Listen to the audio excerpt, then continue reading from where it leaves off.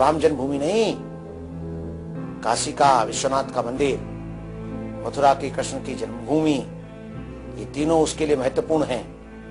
हालांकि अलग बात है कि मक्का जो है, मदीना, वो भी हमारा स्थान है। शंकल द्वीप, कुरान में भी इसका उल्लेख है, वो भी हमारा है। जंग जारी है, बहुत पुरानी जंग चल रही है। जंग का अंत एक ही होगा, न ईसा न मूसा। केवल हिंदुस्तान के अंदर नहीं, तो उसका जो वैदिक सनातन धर्म है वही इस देश के अंदर स्थापित होगा। देश के अंदर नहीं, विश्व के अंदर स्थापित होगा। लड़ाई तो वहां तक जाने वाली है। ये सब इसके पंथ हो जाएंगे हिंदू समाज के। समय की प्रतीक्षा करो।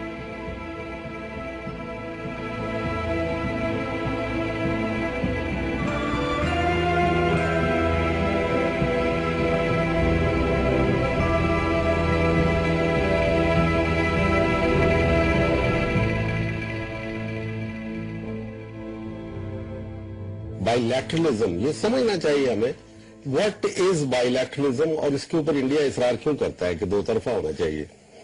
वो ये कहते हैं, उनका जो स्ट्रेटेजिक थॉट है वो ये कि पाकिस्तान जो है वो उस एंटिटी के अंदर एक छोटी सी इकाई है जिसका नाम इंडिया है, सब कॉन्टिनेंट है। उसके अंदर ये एक हमारी बाजगुजार रियासत, अगर ना भी सही तो एक छोटी सी रियासत है।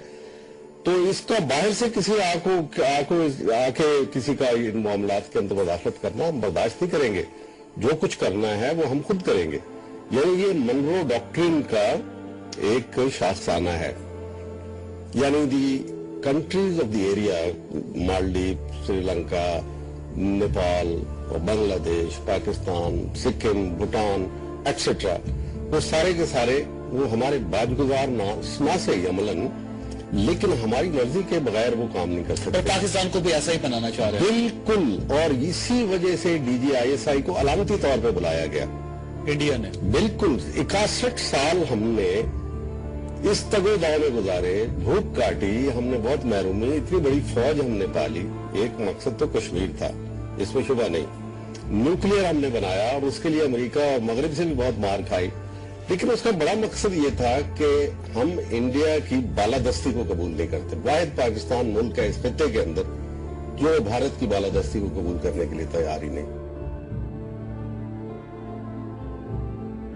जो हमारे राम का नहीं है वो हमारे काम का नहीं है। छुट्टी। दूसरा, जब तक हराम को हटाया नहीं जाएगा तब तक राम को लाया नहीं जाएगा। और तीसरा, जो हिंदू हित का काज करेगा, नहीं, जल्दबाजी मत करो, जो हिंदू हित का काज करेगा वही दिलों पर राज करेगा, और जो दिलों पर राज करेगा वही गांधीनगर पर राज करेगा, वही दिल्ली पर राज करेगा, और वही इस्लामाबाद पर भी राज करेगा। मुसलमान हमारे ही है ना, और ये मुसलमान अफगानिस्तानी मुसलमान नहीं है ना, ये अरब के मुसलमान नहीं है ना, ये तुर्किस्तान के मुसलमान नहीं है ना, ये समरकंद ताशकंद के मुसलमान नहीं है ना। हमारे मुसलमान, जैसे बीमारी हमारी बीमारी, सिरदर्द हमारा सिरदर्द, प्रॉब्लम हमारा प्रॉब्लम, समस्या हमारी समस्या, उसी प्रकार से मुसलमान भी हमारे मुसलमान। संसार में 28 देश हैं मुसलमानों के। संसार में 200 से ज्यादा देश हैं क्रिश्चियंस के, ईसाइयों के। अब भागो, तुम्हारा कौन सा देश है, तुम कहां जाओगे? अमेरिका वालों ने भी बोर्ड लगा दिया, नो मोर पटेल्स, और पटेल नहीं चाहिए। तुम बताओ, पाकिस्तान हमारा दोस्त है या दुश्मन है? क्या है?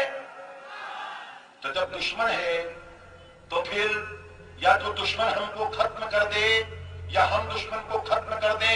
ये मैं नहीं कहता, हमारे राष्ट्रपति प्रोफेसर अब्दुल कलाम हर हफ्ते याद दिलाते रहते हैं कि पाकिस्तान की प्रतीक्षा मत करो, जो करना है वो कर डालो। जब तक पाकिस्तान को खाकिस्तान नहीं बनाओगे तब तक गुजरात के बेटे और भारत माता की संतानें सुख की नींद नहीं सो सकते। बस पाकिस्तान की जड़ों को उखाड़ कर फेंक देना है, और ये काम यहां से शुरू करना है। अखंड भारत का ये ख्वाब हिंदुओं के लिए सबसे पहले 400 BC में चंद्रगुप्त मौर्य और उसका वजीर चाणक्य ने पूरा किया, और उसके बाद अशोका ने इसकी बुनियादें मजीद मजबूत की और हिंदुओं की तारीख की सबसे अजीम तरीन रियासत कायम की। आज भी सब हिंदुस्तान के सरकारी इदारों के एम्बलम में वही चीजें नजर आती हैं जो अशोका की रियासत में उसके सरकारी दस्तावेजों पर पाई जाती थी।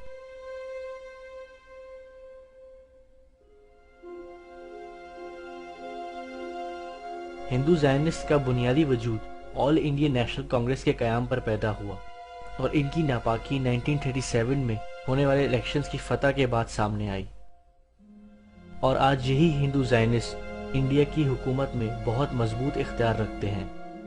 हिंदुस्तान में बीजेपी, आरएसएस, बजरंग दल, शिवसेना और आर्य समाज जैसी इंतहा पसंद हिंदू जमातों ने इंडियन आर्मी के साथ मिलकर कश्मीर से लेकर आसाम तक हिंदुस्तान में रहने वाले गैर हिंदू के खिलाफ नस्ल परस्ती की सबसे बदतरीन मिसाल कायम की हुई है।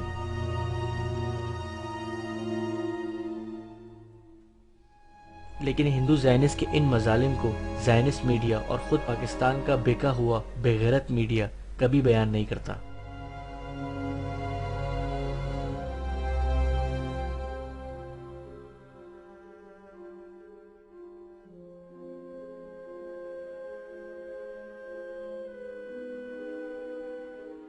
फ्रीमेसन्स और हिंदू ज़ायनिस्ट के मकासद और तारीखी नुक्ता नज़र में बहुत थोड़ा सही फ़र्क है, लेकिन इस वक्त इन दोनों के मकासद की सबसे बड़ी रुकावट एक ही है, और वो है पाकिस्तान और उसकी न्यूक्लियर कैपेबिलिटीज़।